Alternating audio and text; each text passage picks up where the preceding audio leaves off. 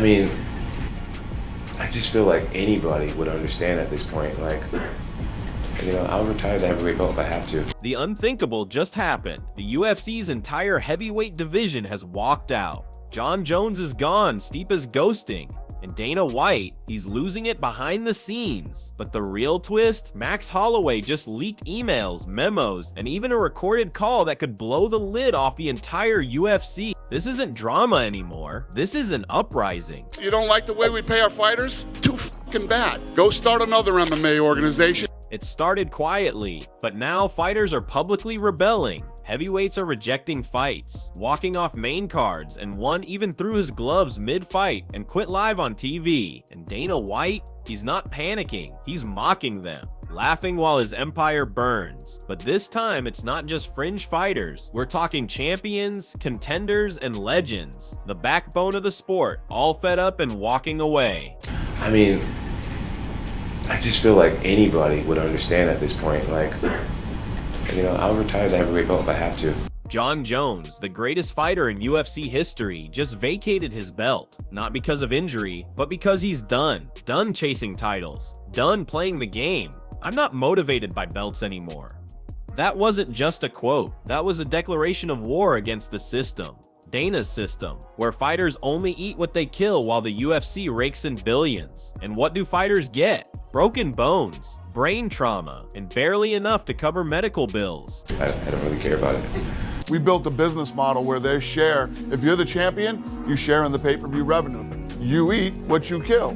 Dana White insists he's changed lives, but what kind of change leaves your fighters burned out, broken, and underpaid? We saw it live. A fighter known for his toughness quit mid-fight, saying he was done, not from pain, from exhaustion, physical and mental. Meanwhile, Max Holloway puts on the fight of the year and doesn't even get a bonus. He's not a heavyweight, but that's the point. The anger runs through every division. The UFC only pays its fighters like 10% of its income, whereas like in the NBA and NFL, the athletes get paid 50%. 10%, while the average NFL player can retire rich after 3 seasons. Fans are waking up. Hashtags like #PayFighters, Fairly, and #UFC Exodus are exploding across social media. Even casual fans are asking, where are all the heavyweights? They're done being Dana's pawns. They're done being silenced. And this time, it's spreading faster than anyone expected. Like the NFL. You remember the USFL? They tried to compete against the NFL. 100%. I don't have it. You champion. Shop it. I don't have it. Let's rewind. Francis Ngannou, the scariest man alive, walked away from the UFC at his peak. Why? He asked for fair pay and freedom to box. Dana said no, so Francis left. And his next move?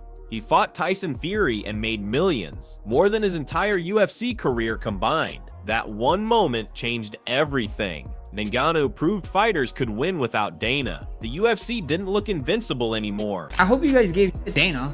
How the hell did we not get fight of the night, bro? What is he thinking? Why do you think the UFC gets so much flack for not paying their fighters? Because I don't tell anybody what they get paid. Jones followed suit.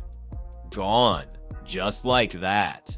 Two legends, the faces of the division, walking out on the same empire that made them stars. Now even rising names like Tom Aspinall are sounding unsure about their futures. The message is clear: if the best don't believe in the system anymore, who does? My body doesn't lie in belts anymore. I've created something much bigger.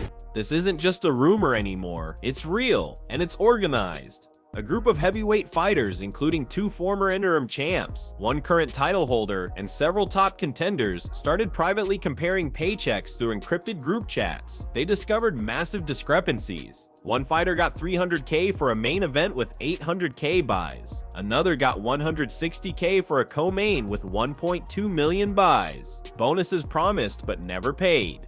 Then came the breaking point, a leaked memo showing bonuses were being withheld based on public loyalty to Dana White. Speak up, lose your bonus. That's when the revolt went from talk to action. You're paying these fighters a minimum of $12,000 for a fight. They're risking their lives. If one of us walks, we're dead. If we all walk, they can't stop us. Those words, pulled straight from a leaked group chat called the Cage Kings, set everything in motion. Their plan? A synchronized walkout, allegedly scheduled around UFC 307, a protest in plain sight. Skipped pressers, cryptic interviews, quiet defiance. If you don't like what I'm doing, you don't like the way I'm doing it, Go out and raise some money. I did. And start your own. Now the chaos is spreading. Sponsorships are drying up. Brands are backing out after being threatened by UFC officials. One company offered a fighter a six-figure deal only to be warned, keep that deal and your fighter's UFC career is over. That's not business. That's control. You don't like the way we pay our fighters? Too fucking bad. Go start another MMA organization. The most dangerous thing for Dana White right now? He's losing the fear factor. For 2 decades, his rule was absolute. Speak out, get buried, play nice, get paid. But fighters aren't scared anymore. They're united, and Dana's divide and conquer strategy is finally failing. You get some of these guys that you can walk in and say, I want $30 million. Okay? Based on what? Then came Max Holloway, live on camera at UFC 300, calling out Dana directly. No filter, no fear. His courage lit a spark. Within hours, heavyweights were messaging each other.